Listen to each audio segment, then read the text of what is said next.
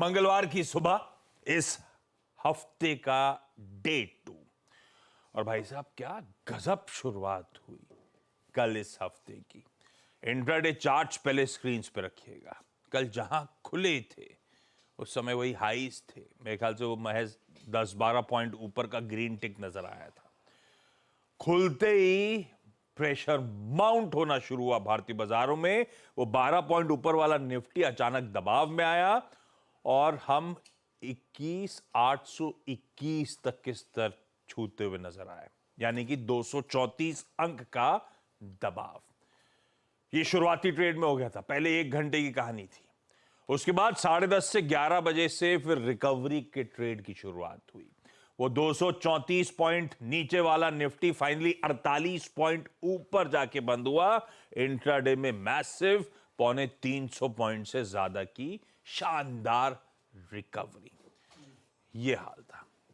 और इस समय इस तरह की वॉलेटिलिटी के बीच में मेरे ख्याल से 3 दिक्कत हैं जो बाजार को शायद सता रही हैं।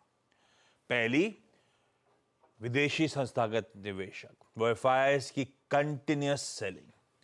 इस महीने पहला ट्रेडिंग सेशन जो था 2 मई का, बस उसी दिन एफआईआईज की खरीदारी का आंकड़ा था। उसके बाद से लगातार रिलेंटलेस सेलिंग का दौर है। मंथ टिल डेट 28,400 करोड़ रुपए एफआईआईज ने बेच दिए।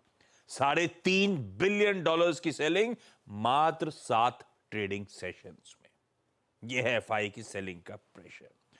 दूसरा, वो इलेक्शन रिलेटेड अनसर्टेनिटी, नर्वसनेस। कल फेज 4 खत्म हुआ है, अभी भी 3 फेज हमारे सामने खड़े हैं। अगर मैं डेज के हिसाब से कैलकुलेट करूं और सैटरडे के उस स्पेशल ट्रेडिंग सेशन को हटा दूं तो अभी भी 13 कारोबारी सत्र झेलने हमें, जब जाके एग्जिट पोल 1 जून को आएगा, कुछ हद तक स्नीक पीक देगा इलेक्शन के वर्डिक्ट रिलेटेड। तब तक ये अनसर्टेनिटी शायद ऐसे ही लिंगर ऑन करती रहे। और तीसरा, इंडिया विक्स किन्हीं कारणों की वजह से बेकाबू हुआ पड़ा है।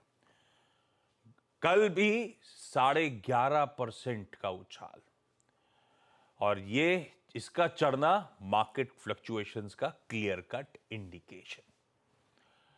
खैर, ये विक्स हुआ, एफआईआईज हुआ, इलेक्शन रिलेटेड नॉइज हुई, इनके अलावा कहां कहां आज नजर रहेगी वो बता देता हूं आपको। आज Nifty financial services index, Fin Nifty की वीकली एक्सपायरी का दिन। कल शाम को आए भारत के इन्फ्लेशन, महंगाई दर के आंकड़ों पे हम आज सुबह रिएक्ट करेंगे। फेड के चेयर जेरोमी पावेल साहब की आज शाम को एक स्पीच लाइंड अप है, और रिजल्ट्स के लिहाज से फिर से एक इंपॉर्टेंट दिन। निफ्टी के कोई भारतीय एयरटेल और वायदा की 6 और कंपनीज हैं जिनके तिमाही रिजल्ट्स आज बाजार में आएंगे। इन सब के बीच में गिफ्ट निफ्टी कह रहा है हमारे निशान के साथ शुरुआत करेंगे। कल की रिकवरी के फर्दर लेग्स हैं। 40-45 पॉइंट ऊपर खुलेंगे, ऑलमोस्ट 1/4% के आसपास का उछाल। कैसा मूड है ग्लोब का? वैसे ग्लोब सपोर्टिव रहा है, लेकिन फिर भी मूड माहौल है कैसा ग्लोब का? आज सुबह का नीरज जी से जानेंगे, वीरू से जानेंगे कैसे निफ्टी बैंक में आज स्ट्रेटेजाइज करना है, और हर्षता बताएंगे सारे इंपॉर्टेंट स्टॉक्स इन न्यूज।